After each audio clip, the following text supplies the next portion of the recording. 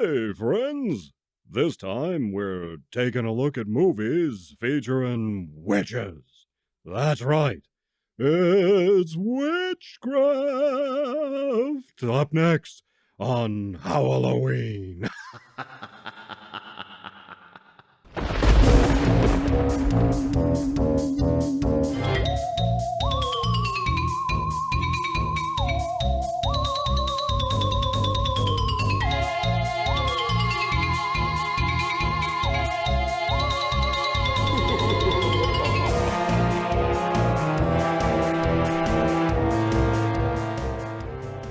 Witches. For some reason, I haven't covered witches before on Howl-O-Ween. Probably because they hang out with cats. Blech. But let's rectify that lack of witches right now. Witches usually come in one of two forms. There are good witches like Glinda, the Good Witch of the North in The Wizard of Oz, played by Billy Burke. And then there are your classic bad witches, like the Wicked Witch of the West, played by Margaret Hamilton. And then there are some witches who are young, hot, and sexy. Ooh,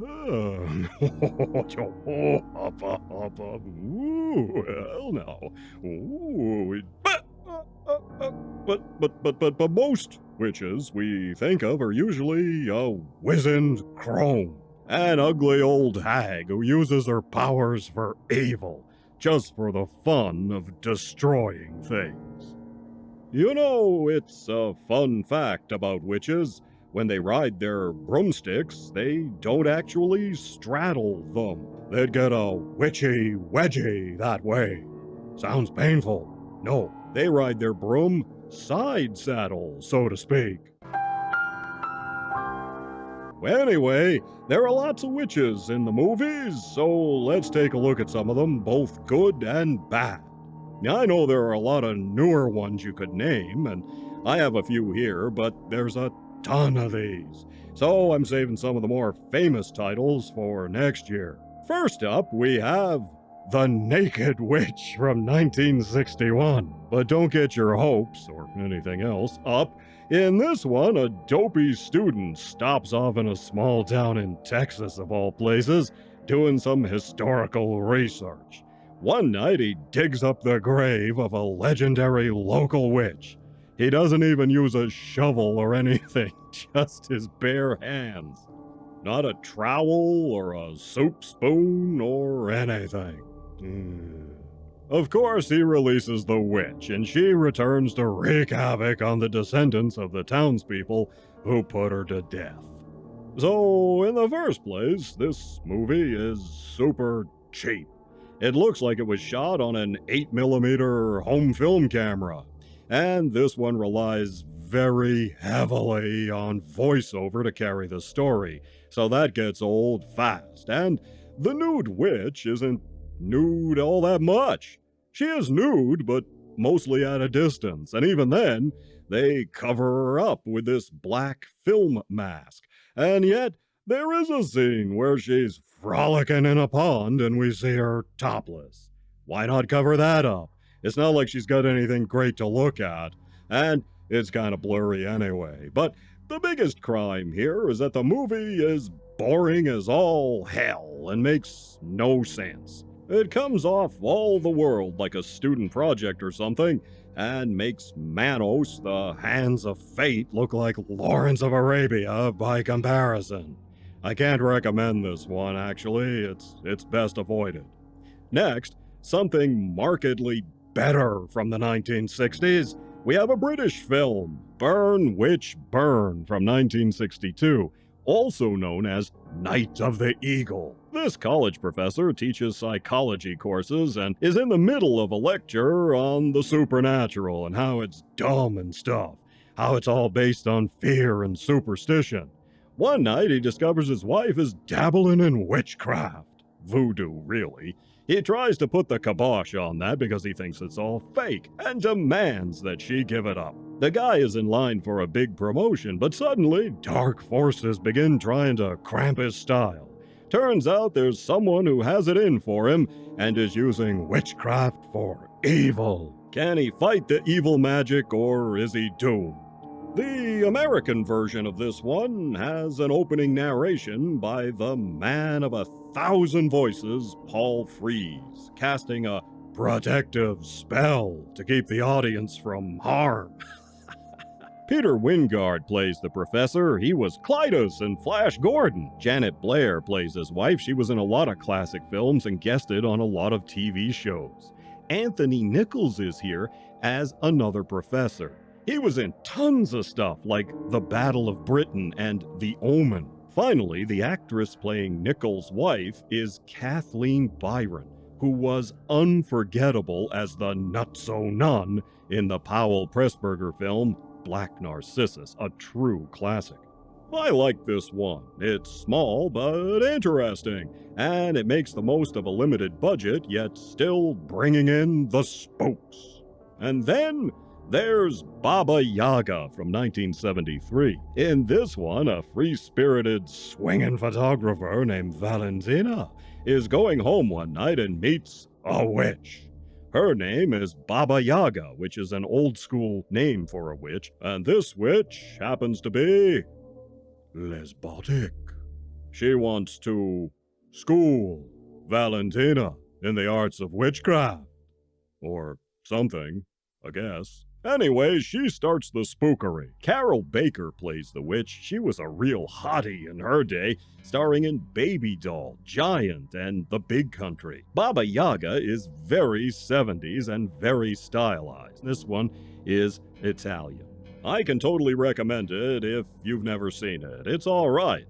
Okay, how about some fun witch movies? Well, you have to go back to 1942 for this one. I Married a Witch, starring Frederick March, Veronica Lake, and Robert Benchley. If you've ever wondered where they got the idea for Bewitched, where that came from, it came from this movie. Literally, the creator of Bewitched flat out admitted it. March is running for governor. He's the descendant of, you guessed it, the guy who condemned Veronica and her dad for witchcraft way back in the day. The two witches get released from their imprisonment in a tree and start doing some spooking. They burn a hotel down just to trick March into rescuing Veronica, the idea being to eventually ruin him and get revenge on his ancestor. But then, against her father's strict edict, Veronica falls for March, and he falls for her, and comedic havoc ensues. This is one of the great comedies. Not exactly a screwball comedy, but original and fun anyway. Behind the scenes, March and Veronica did not get along. At all. Not sure why, but they hated each other. She used to play pranks on March, one of the most notable being in a scene where March has to carry her in his arms. She connived with the film crew to rig up a way to hide a 40-pound weight under her dress before March picked her up. In real life, Robert Benchley was a famous humorist, author, and part-time actor. It's always fun to see him. Here he plays March's friend and helps with his campaign for governor. It's a typical role for Benchley, playing the mild-mannered, slightly befuddled second banana type. Anyway, this one has a good supporting cast, it's a lot of fun, and highly recommended. So, how about this dopey thing? The Wickedest Witch from 1989, a 30-minute TV special that aired on NBC. This one starred Golden Girl Rue McClanahan as Avarissa, a witch so evil she was banished to Fraggle Rock. That is, if Fraggle Rock were populated by the creepy laughing guy who was hanging out with Jabba the Hutt. In order to get free, Avarissa has to convince a kid to do something evil, which will break the spell and free her from captivity. It's pretty dopey, but kind of fun. Good luck finding a decent copy of this, though. It doesn't appear to have been released on VHS or DVD. I saw a muddy version on YouTube, though. Probably the only format the thing still exists in, sadly, and the only way to watch it. So, okay. I hear you. You want some newer stuff, huh? Well, how about this one? The Good Witch, a Hallmark Channel movie from 2008. This one stars Catherine Bell from the TV series Jag. The local police chief is 3 years a widower. His young daughter has nightmares, and his son is aloof and being picked on by a bully at school. Suddenly, a mysterious and sexy chick named Cassandra Nightingale comes to town and takes ownership of a rundown mansion which is supposedly haunted. She also opens a shop with weird potions and candles and stuff. The kids meet her and like her. Naturally, she and the widower meet and romantic sparks fly. She has a knack for solving problems under the guise of mystery and magic. But is she really a witch or just a hot chick? Well, either way, she could cast a spell on me anytime. They sort of keep you guessing. Does she really have powers? It's strongly implied she does, but she doesn't overtly use them. She's more about using personal insight and psychology, which may come off as magic. It's a tough balance, but I think they did it well here. This dopey broad serves as the villainess of the piece. She's the mayor's wife and runs the citizens committee, and of course she wants Cassie run out of town. She's the Cora Beth Godsey, the Mrs. Olsen, the hyacinth bouquet of this thing. She's snooty and wants to run everything, yada yada yada. A very stock character who's really not much of a challenge, and she's easy to hate. And honestly, she isn't played very convincingly, but then she doesn't need to be in a movie like this. This one is a Hallmark romance movie, so it's aimed at grandmas, probably. It has all the depth of a candy wrapper, and it's lightweight even compared to grandma staples, such as Matlock or Murder, She Wrote. But Belle is really likable.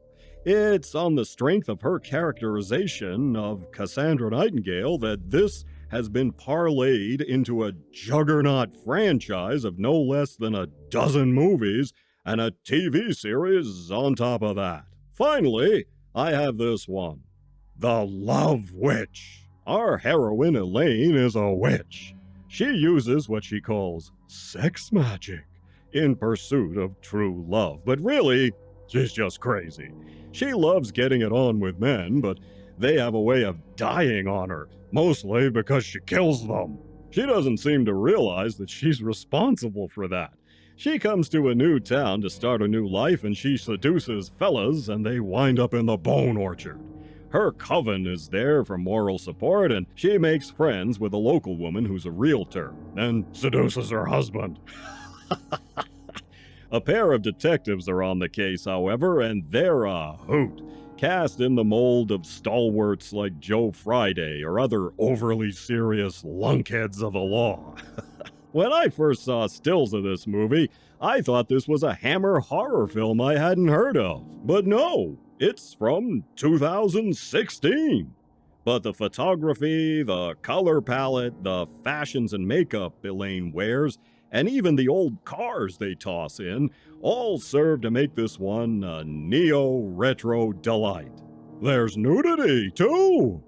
Elaine doesn't appear to have any real magic powers. Her real magic comes from just being a hot chick. I'm okay with that. That and the knowledge of the psychedelic herbs she uses.